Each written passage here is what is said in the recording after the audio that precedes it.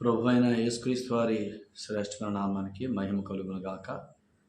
ప్రభు యేసుక్రీస్తు వారి పరిశుద్ధమైన నామాన ప్రియులైన మీ అందరికీ ప్రేమపూర్వకమైన వందనాలు తెలియజేసుకుంటూ ఉన్నాను. పరిశుద్ధ గ్రంథంలో నుంచి హెబ్రీయులకు రాసిన పత్రిక 11వ అధ్యాయంలో సంగతులు మనం వింటున్నాం. హెబ్రీయులకు రాసిన పత్రిక 11వ అధ్యాయం 29 నుంచి మనం చదువుకుందాం కొన్ని వచనాలు. విశ్వాసమును బట్టి వారు పొడి నేల మీద నడిచినట్లు ఎర్ర సముద్రంలో బడి నడిచిపోయిరి. ఐగుప్తీయులు అలాగూ చేయజూచి మునిగిపోయిరి. విశ్వాసమును బట్టి 7 దినముల వరకు ప్రదక్షిణము చేయబడిన తరువాత ఎరుకో గోడలు కూలెను.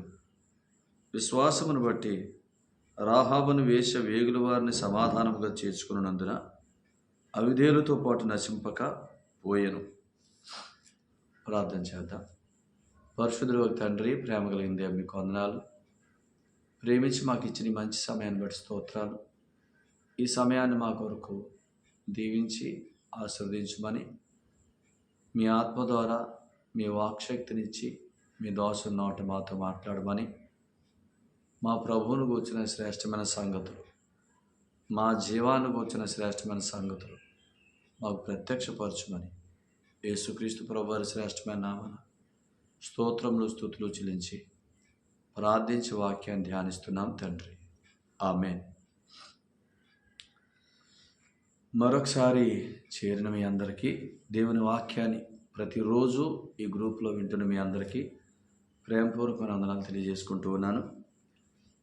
దేవుని పరిశుద్ధ గ్రంథంలో నుంచి ఈ 11వ అధ్యాయం విశ్వాసమూలంగా జీవించి వారు పరుగు కడముట్టించిన వారి విశేషాలు. చాలా చోట్ల ఎవరైనా చనిపోతే మనం బ్యానర్ వేస్తాం.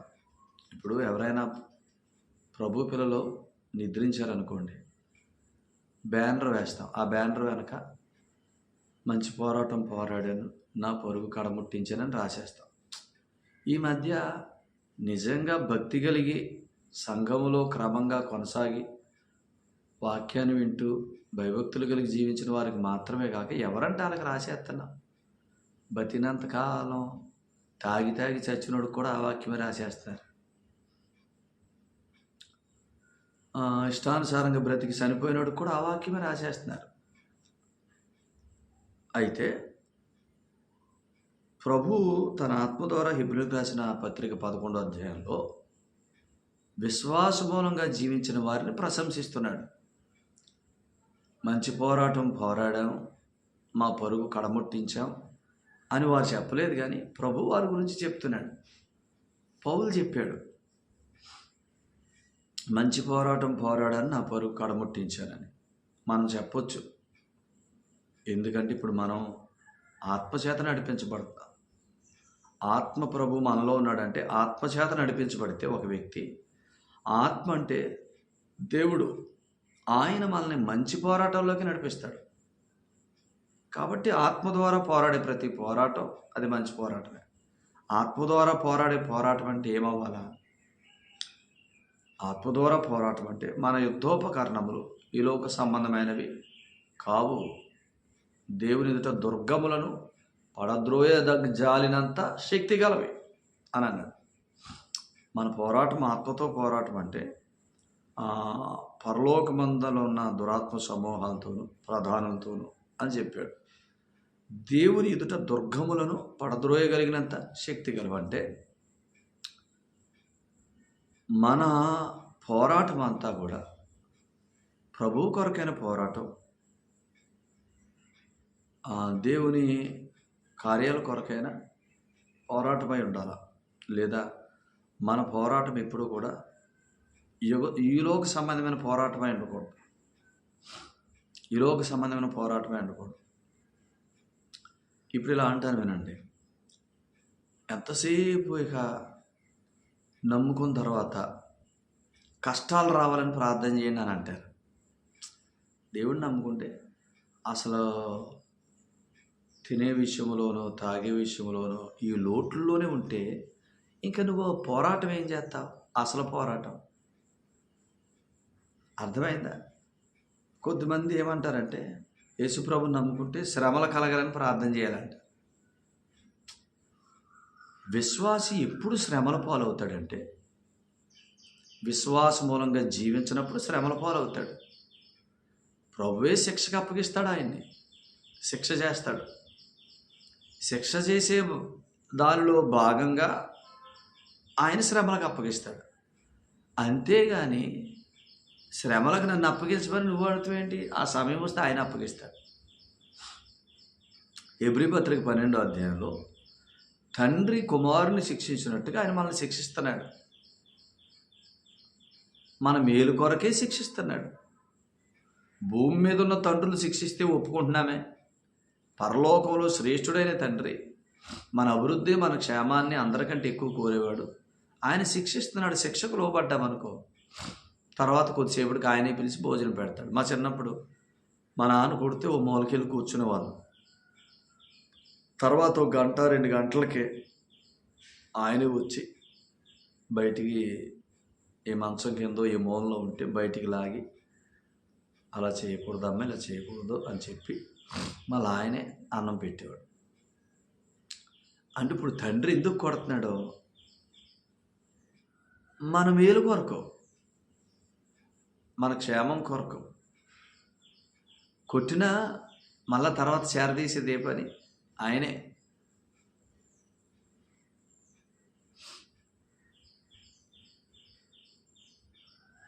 ఇప్పుడు ఏఆర్ స్టీవెన్సన్ గారు పాట రాశారు. నీకంటే నమ్మదగిన దేవుడు ఎవరయ్యా, నీవుంటే మాతో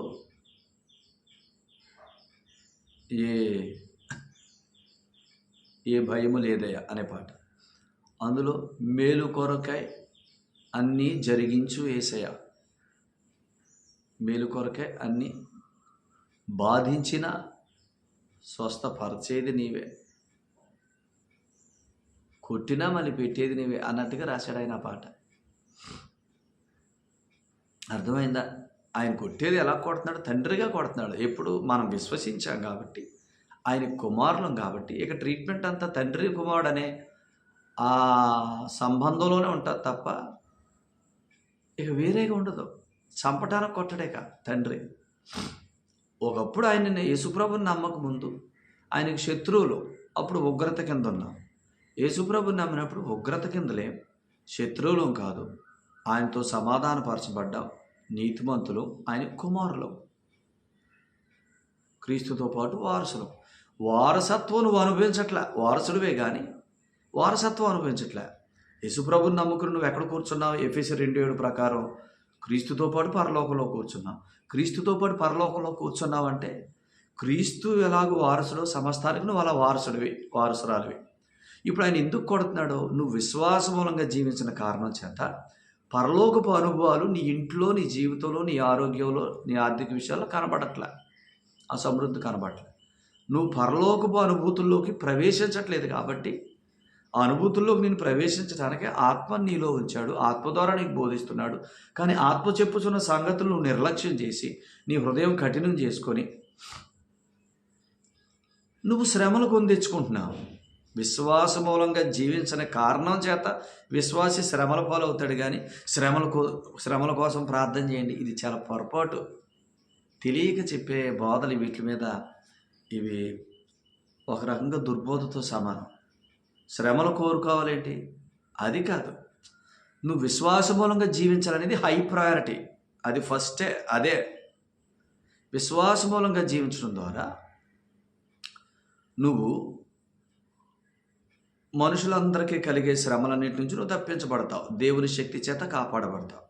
నువ్వు విశ్వాస మూలంగా జీవించినప్పుడు దైవిక శక్తి చేత కాపాడబడవు, దైవిక వనరుల చేత, పరలోక సంబంధమైన అనుభూతుల చేత నింపబడవు. కాబట్టి నీ ప్రవర్తన అంతా భూ సంబంధం వారిలాగా ఉంటుంది. మాత్రమే కాదు, నువ్వు విశ్వాస మూలంగా జీవించినప్పుడు శిక్ష చేయబడతావు, ఆయనే శిక్షిస్తాడు. శిక్ష కూడా ఎందుకంటే తిరిగి మళ్ళీ విశ్వాస మూలంగా జీవించడానికి, దాంట్లో ప్రవేశించడానికి. ఎందుకు నువ్వు శిక్ష చేయబడుతున్నావు, ఎందుకు నువ్వు శ్రమల గుండా వెళ్తున్నావు, ఎందుకు నువ్వు ఇబ్బందులు గుండా వెళ్తున్నావు అని అంటే నువ్వు విశ్వాస మూలంగా జీవించడం మానేశావు. అంటే ఇలా అనుకుందాం, ఆయన మీద లక్ష్యం ఉంచి జీవించే జీవితాన్ని నువ్వు నిర్లక్ష్యం చేశావు. హెబ్రీ పత్రిక 3వ అధ్యాయం, ఆయన మీద లక్ష్యం ఉంచి జీవించుట. హెబ్రీ పత్రిక 12వ అధ్యాయం, ఆయన వైపు చూచి జీవించుట. ఈ 2 విషయాలు నువ్వు తప్పిపోయి, ఆయన మీద లక్ష్యము తప్పిపోయింది, ఆయన చూస్తూ బ్రతుకు తప్పిపోయింది. కాబట్టి ఆయన పోలిక రావట్లే, ఆయన ద్వారా వచ్చే సప్లై రావట్లే. కాబట్టి ఖచ్చితంగా శ్రమల పాలవుతాం. విశ్వాస మూలంగా జీవిస్తే ఆయన సప్లైలో ఉంటాం అనుదినం.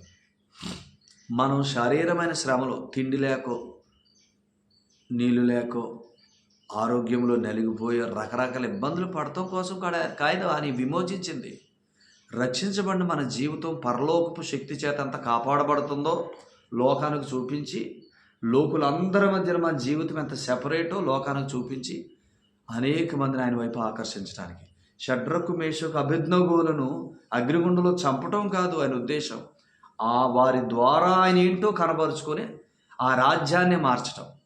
ఇందు మూలముగా చాటింపు చేయడం ఏమనగా, షడ్రకు, మేషకు, అబేద్నెగోలు లాంటి వారి దేవుడు తప్ప మరి దేవుడు పూజార్హుడు కాదు, ఈ విధముగా రక్షించుకు సమర్థుడైన దేవుడే పూజార్హుడని పెద్ద శాసనం పుట్టింది. దాని కొరకు మనం ఉంచాడు అంతే. ఆ బబులోన్లో వీరిని ఎందుకు ఉంచాడు? వీరి ద్వారా వారి ప్రభువుని తెలుసుకోవాలని. అర్థమైందా? వీరు శాఖధాన్యాదులే తిన్నారు. నపుంసకుడు వచ్చి, రాజు మిమ్మల్ని తన సంస్థానంలో వాడుకోవాలనుకుంటున్నాడు ప్రధానులుగా, మీరు చక్కగా రాజు తినే భోజనం తిని చక్కగా అన్నిట్లో అభివృద్ధి చెందండి అని అన్నారు. అయితే వీళ్ళేమన్నారు, అయ్యా మిమ్మల్ని వేడుకుంటున్నాం, మా మనవి ఆలకించండి, మాకు ఈ రాజు తినే ఆహారం మాకు వద్దు, మీరేం చేస్తారంటే శాఖ ధాన్యాదులు మాకు ఇవ్వండి, మమ్మల్ని పరీక్షించండి, ఒక 15-20 రోజుల తర్వాత మమ్మల్ని పరీక్షించండి, వీళ్ళందరికంటే మా మొఖాలు తేటగా లేకపోతే, వీళ్ళందరికంటే మేము ఆరోగ్యంగా లేకపోతే అప్పుడు మేమే తింటాం మీరు అన్నట్టు అని. ప్రభువా, వారు తినే ఆహారం కాదు, ఆ విగ్రహార్పితమైన ఆహారం కాదు, మేము ఈ చారే తింటున్నాం, ఈ చారులోనే మాకు కావాల్సిన ఆరోగ్యానికి కావాల్సిన సమస్తం నువ్వు ఇస్తావు, మేము ఆ చారు తిన్నా బాగుంటాం అని తిన్నారు వాళ్ళు. అది విశ్వాసం. ఆ విశ్వాసంలో 15 రోజుల తర్వాత మొత్తం అందరికంటే ఏళ్ళ మొఖాలే కలకలలాడినాయి. అప్పుడు ఇక అదే భోజనం కంటిన్యూ చేశాడు. వీళ్ళకి ఏం పెట్టినా పర్లేదు, వీళ్ళ మామూలు మనుషులు కాదు, అసలు వీళ్ళ ఈ ఆహారాన్ని బట్టి కాదు, వీళ్ళ దేవుని యందు విశ్వాసం మూలంగానే వీళ్ళు ఈ తేజస్సు అని నపుంసకుడు కూడా అర్థమైపోయింది. మన విశ్వాస జీవితం ద్వారా అనేకులకు అర్థమయ్యేలాగా చేయాలి. పోతీఫరుకు అర్థమైపోయింది, యోసేపు నిజముగా యెహోవా ఇతనికి తోడై ఉన్నాడు. యోసేపుకి ఇతడు వచ్చిన తర్వాత ఇతన్ని బట్టి యెహోవా నన్ను ఆశీర్వదించాడు, అభివృద్ధిలోనికి తెచ్చాడు. అర్థమైపోయింది. పానదాయకుల అధిపతికి అర్థమైపోయింది. ఫరో కలభావం ఎవరో చెప్పనప్పుడు గుర్తొచ్చి, యోసేపే మా ఐగుప్తుకి అభివృద్ధి, ఈ సమయంలో నేను అతన్ని గురించి చెప్పకపోతే నేను కృతజ్ఞతాహీనుణ్ణి అవుతానని పానదాయకుల అధిపతి చెప్పాడు. యోసేపు వచ్చాడు, యోసేపే ఐగుప్తు క్షేమానికి అభివృద్ధికి మూలమయ్యాడు. కాబట్టి మీరు ఆలోచన చేస్తే మన యుద్ధోపకరణములు ఈ లోక సంబంధమైనవి కాదు, అసలు ఈ యుగ సంబంధమైనవి కాదు. ఎక్కడ పోరాటం కాదు, తిండి లేక కరువుల కోసం ఇంకెంతసేపు ఇదే. అయితే ప్రభువుని గురించి ధైర్యంగా పనిచేసేది ఇప్పుడు మీరు చెప్పండి. ఎవరు ధైర్యంగా పనిచేస్తారు? ఎవరు మనసులో విశ్రాంతి కలిగి ఉన్నారు, ఎవరు కుటుంబంలో విశ్రాంతి కలిగి ఉన్నారు, ఎవరు పిల్లల విషయంలో విశ్రాంతి కలిగి ఉన్నారు, వారే ప్రభు కొరకు బాగా పనిచేస్తారు. మీకు తెలియదా? తీతుకు రాసిన పత్రికలో ఆయన ఏం రాశాడు? తీతుకు చెప్తూ, పెద్దలను నియమించిన నిమిత్తమని నేను ఇక్కడ వదిలిపెట్టి వచ్చాను అని చెప్పి, నిందారహితులుగా ఉంటూ భక్తిపరులుగా ఉంటూ వాక్య విషయంలో అనుభవజ్ఞానం కలిగి పిల్లలతో సహా అందరూ నమ్ముకున్న వారై కుటుంబంలో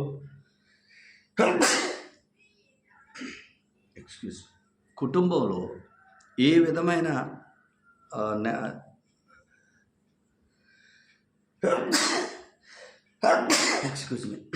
కుటుంబంలో ఏ విధమైన ఇబ్బందులు సమస్యలు లేకుండా ఉన్నా అట్టివారిని నువ్వు పెద్దలుగా నియమించు అని చెప్పాడు. ఆలోచించారు. ఇప్పుడు ఆలోచించారు మీరు. అంటే ఎవరు బాగా పనిచేయగలరు? ఎవరైతే కుటుంబం అంతా నమ్ముకొని హృదయంలో పిల్లల విషయంలో వారు నమ్ముకోలేదన్న కలత లేకుండా ఏమీ లేకుండా ఎవరుంటారో వారు బాగా పనిచేయగలుగుతారు. అందుకనే ఇది ఒక రకంగా మీరు ఇలా అనుకోవద్దు. ఇలా అనుకోండి, నాకు శ్రమలు రావాలని కోరుకోండి. ఇది చాలా దుష్ప్రచారం, చెడ్డబోధ. అసలు నువ్వు కోరుకోక్కర్లేదమ్మా, మనం కోరుకోక్కర్లేదండి. మనం విశ్వాస మూలంగా జీవించడం అనేది మన కర్తవ్యం, లేదా మనకు దేవుడిచ్చిన జీవితం. ఆ జీవితంలో మనం జీవించకపోతే, విశ్వాస మూలంగా జీవించడం అంటే ఆత్మ ప్రభు మనలో ఉండి మనకు బోధిస్తూ ఉంటాడు. ఆత్మ ద్వారా చెప్తున్న సంగతులు మనం వింటూ, ప్రభువుని గురించిన సంగతులు వింటూ మనం జీవించుట విశ్వాస మూలంగా జీవించడం. నువ్వు అలా జీవించినప్పుడు పరలోకపు సమృద్ధి చేత నువ్వే నింపబడవు. కాబట్టి ఖచ్చితంగా కరువు వస్తుంది, ఖచ్చితంగా కష్టం వస్తుంది. నువ్వు జీవించకపోతే కలిగే దుష్ఫలితం ఈ కరువు, కష్టం, నష్టం. దాన్ని నువ్వు కోరుకుంటే ఎలాగా? నువ్వు శుభ్రంగా ఉన్నావంటే, నువ్వు క్షేమంగా ఉన్నావంటే నువ్వు విశ్వాసమూలంగా జీవిస్తున్నావని లెక్క. అనుదినం ప్రభు మీద ఆనుకుని జీవించుట, విశ్వాసమూలంగా జీవించుట. ఆ జీవితంలో మన పోరాటం యుగ సంబంధమైన వాటి కొరకు కాదు. అన్నం కొరకు, నీళ్ళు కొరకు, దేని కొరకు, ఆరోగ్యాల కొరకు కాదు. విశ్వాసమూలంగా జీవించుట్లో ఇవన్నీ సప్లైలాగా దొరుకుతాయి. వీటి విషయంలో మనం టెన్షన్ పడం. విశ్వాసమూలంగా జీవించుట్లో మన పోరాటం యుగ సంబంధమైన పోరాటం కాదు. ఆకాశ మండలం అందున్న దురాత్మల సమూహములతోనూ, ప్రధానులతోనూ, అధికారులతోనూ, లోకనాథులతోనూ ఉందన్నమాట. ప్రభు కొరకైన ప్రయాస, ఆ ప్రయాస విషయమైన శ్రమ, ఆ ప్రయాస పడుతున్నప్పుడు దుష్టుడు కలిగించే శ్రమలు, ఇవి అనుమతించబడిన శ్రమలు. ఇవి మన జీవితంలో అనుమతించవచ్చు. ఎందుకు? ప్రభు కొరకు మనం పనిచేస్తున్న క్రమంలో మనల్ని ఒకడు కొట్టినా, ఒకడు తిట్టినా, ఒకడు జైల్లో వేసినా, ఒకడు చంపినా, మనల్ని ఆటంకపరిచినా, దుర్భాషలాడినా, ఇది మనం వీటికి అర్హులం. క్రీస్తు విషయమైన నింద గొప్ప భాగ్యం.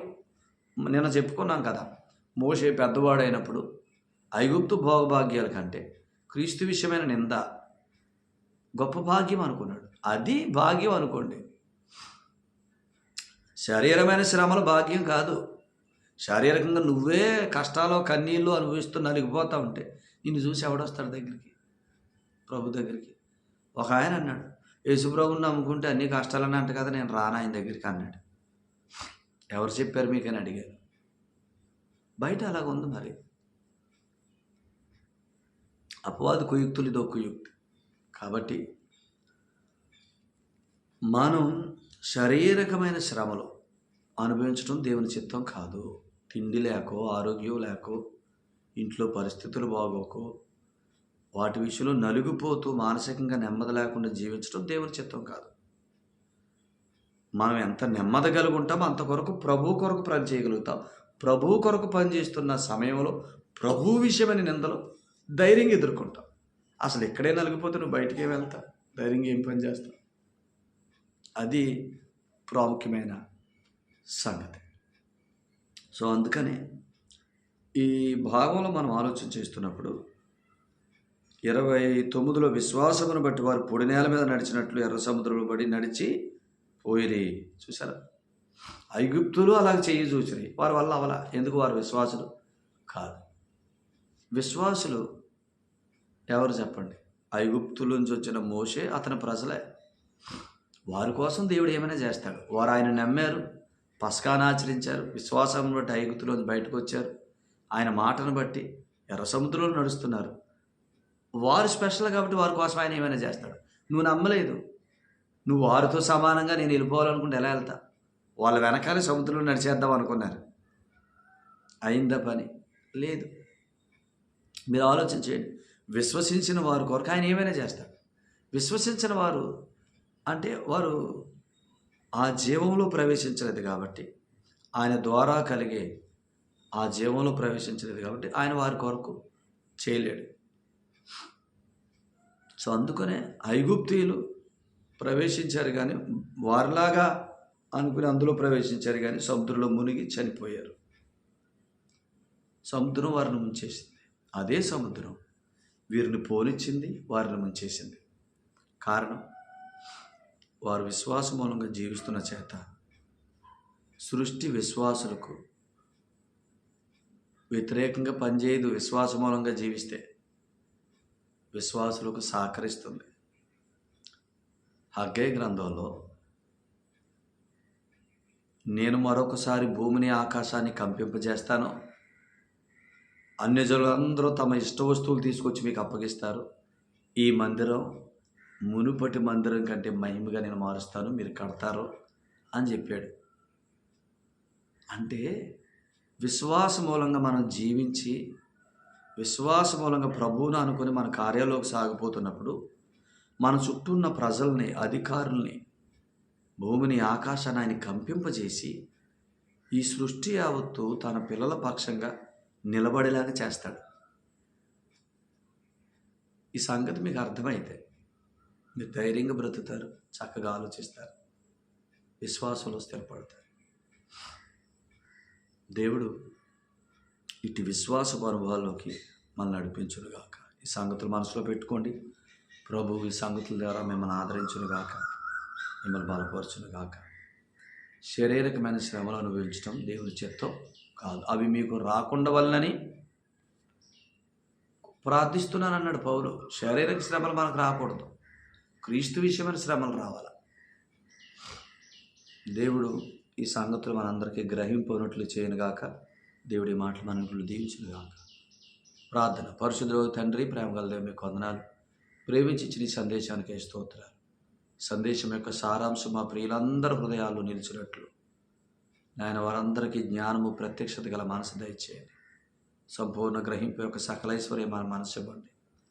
సత్యాన్ని గ్రహించడం ద్వారా కలిగే ప్రతి ఆ మేలుకు, ఆశీర్వాదానికి, క్షేమానికి వారు వారసులగినట్లుగా మీ ఆశీర్వాదాలు కృమరించమని, ప్రతి వ్యక్తిని, ప్రతి కుటుంబాన్ని దీవించమని, వారి ఆరోగ్యాల విషయాలు, ఆర్థిక విషయాలు, సమస్త విషయాలు ప్రభువు నమ్మదగిన వాడవని,